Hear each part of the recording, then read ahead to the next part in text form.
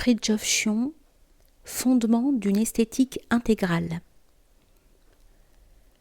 L'ésotérisme comporte 4 principales dimensions. Une intellectuelle dont témoigne la doctrine, une volitive ou technique qui englobe les moyens directs ou indirects de la voie, une morale qui concerne les vertus intrinsèques et extrinsèques, une esthétique dont relève le symbolisme et l'art au double point de vue objectif et subjectif. Exotériquement, la beauté représente soit un agrément excusable ou inexcusable, soit une expression de la piété et par là même le revêtement d'un symbolisme théologique. Ésotériquement, elle fait fonction de moyens spirituels en connexion avec la contemplation et le ressouvenir intériorisant. Par esthétique intégrale, nous entendons en effet une science qui rend compte non seulement de la beauté sensible, mais aussi des fondements spirituels de celle-ci, fondements qui expliquent la connexion fréquente entre les arts et les méthodes initiatiques. L'esthétique en soi, étant la science du beau, concerne les lois de la beauté objective aussi bien que celles de la sensation du beau.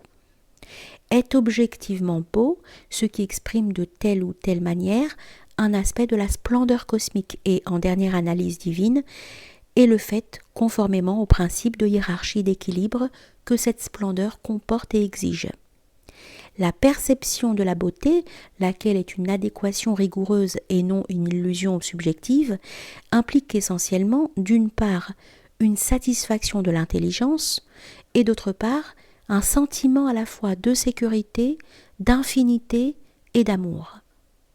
De sécurité parce que la beauté est unitive et qu'elle exclut avec une sorte d'évidence musicale les fissures du doute et de l'inquiétude.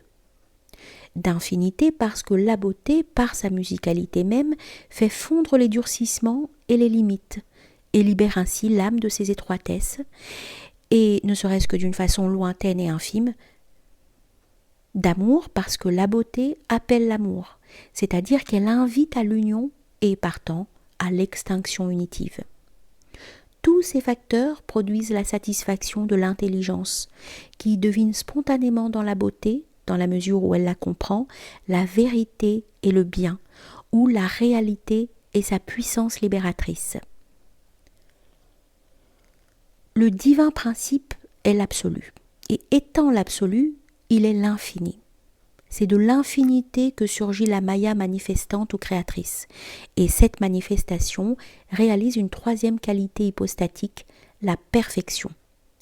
Absoluité, infinité, perfection.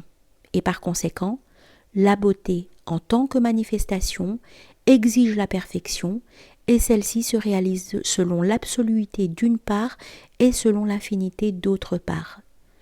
Reflétant l'absolu, la beauté réalise un mode de régularité et reflétant l'infini, elle réalise un mode de mystère. La beauté étant perfection est régularité et mystère. C'est par ces deux qualités qu'elle stimule et en même temps apaise l'intelligence et la sensibilité conforme à l'intelligence.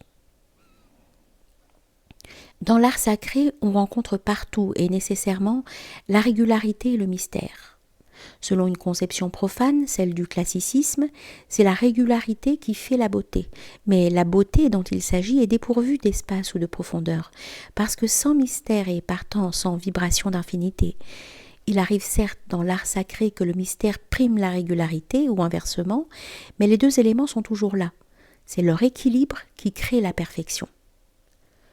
La manifestation cosmique reflète ou projette nécessairement le principe selon l'absoluité et selon l'infinité. Inversement, le principe contient ou préfigure la racine de la manifestation, donc la perfection, et c'est le logos. Le logos combine in divinis la régularité et le mystère. Il est pour ainsi dire la beauté manifestée de Dieu. Mais cette manifestation demeure principielle, elle n'est pas cosmique. On a dit que Dieu est géomètre, mais il importe d'ajouter qu'il est tout autant musicien. Absolu, infini, perfection. Nous pourrions représenter le premier élément par le point, le second par les rayons et le troisième par le cercle. La perfection est l'absolu projeté en vertu de l'infinitude dans la relativité. Elle est par définition adéquate, mais elle n'est pas l'absolu. Ou, autrement dit, elle est telle absolue, à savoir l'absolu manifesté, mais elle n'est pas l'absolu comme telle. Et par absolu manifesté, il faut toujours entendre manifester de telle façon. L'infini est la féminité divine, c'est de lui que procède la manifestation. Dans l'infini, la beauté est essentielle, donc informelle, indifférenciée et inarticulée, tandis que dans et par la manifestation, elle se coagule et devient tangible, non seulement à cause du fait même de l'extériorisation, mais aussi et positivement en vertu de son contenu, image de l'absolu et facteur de nécessité, donc de régularité. La fonction cosmique, ou plus particulièrement terrestre, de la beauté est d'actualiser dans la créature intelligente le ressouvenir platonicien des archétypes, jusque dans la nuit lumineuse de l'infini. Ce qui nous amène à la conclusion que la compréhension plénière de la beauté exige la vertu et s'identifie avec elle. C'est-à-dire, de même qu'il faut distinguer dans la beauté objective la structure extérieure et le message en profondeur, de même il y a un distinguo à faire dans le sens du beau entre la sensation esthétique et la beauté correspondante de l'âme, à savoir telle vertu. En dehors de toute question de consolation sensible, le message de la beauté est à la fois intellectuel et moral. Intellectuel parce qu'il nous communique dans le monde de l'accidentalité des aspects de la substance, sans toutefois devoir s'adresser à la pensée abstraite. Et moral parce qu'il nous rappelle ce que nous devons aimer et par conséquent être. Conformément au principe platonicien que le semblable s'associe volontiers au semblable, Plotin constate qu'il est toujours facile d'attirer l'âme universelle en construisant un objet apte à subir son influence et à en recevoir la participation. Or, la représentation imagée d'une chose, est toujours apte à subir l'influence de son modèle, mais elle est comme un miroir capable d'en saisir l'apparence. Ce passage énonce le principe crucial du rapport quasi magique entre le récipient conforme et le contenu prédestiné, ou entre le symbole adéquat et la présence sacramentelle du prototype. Les idées de Plotin doivent être comprises à la lumière de celles du divin Platon. Or celui-ci approuvait les types fixes des sculptures sacrées de l'Égypte, mais il rejetait les œuvres des artistes grecs qui imitaient la nature dans son accidentalité extérieure et insignifiante, tout en suivant leur imagination individuelle. Ce verdict exclut d'emblée de l'art sacré les productions d'un naturalisme virtuose, extériorisant, accidentalisant et sentimentaliste, lequel pêche par abus de l'intelligence autant que par oubli de l'intérieur et de l'essentiel. Et de même, à plus forte raison, l'âme inadéquate, c'est-à-dire non conforme à sa dignité primordiale d'image de Dieu, ne saurait attirer les grâces qui favorisent ou même constituent la sainteté. D'après Platon, l'œil est l'instrument le plus solaire, ce que Plotin commente ainsi. Jamais l'œil n'aurait vu le soleil s'il n'était pas lui-même de nature solaire. Pas plus que l'âme ne pourrait voir le beau si elle n'était belle elle-même. Or la beauté platonicienne est un aspect extériorisant de la divinité. Et c'est pour cela qu'elle est la splendeur du vrai. C'est-à-dire que l'infinité est en quelque sorte l'aura de l'absolu, ou que Maya est la Shakti d'Atma, et que par conséquent, toute hypostase du réel, absolu, quel qu'en soit le degré, s'accompagne d'un rayonnement que nous pourrions chercher à définir à l'aide des notions d'harmonie, de beauté, de bonté, de miséricorde et de béatitude. Dieu est beau et il aime la beauté, dit un hadith que nous avons cité plus d'une fois. Atma est non seulement Sat et Chit, être et conscience, ou plus relativement puissance et omniscience, mais aussi Ananda, béatitude, donc beauté et bonté. Et ce que nous voulons connaître et réaliser, nous devons le refléter a priori dans notre propre être, car nous ne pouvons connaître parfaitement dans l'ordre des réalités positives que ce que nous sommes.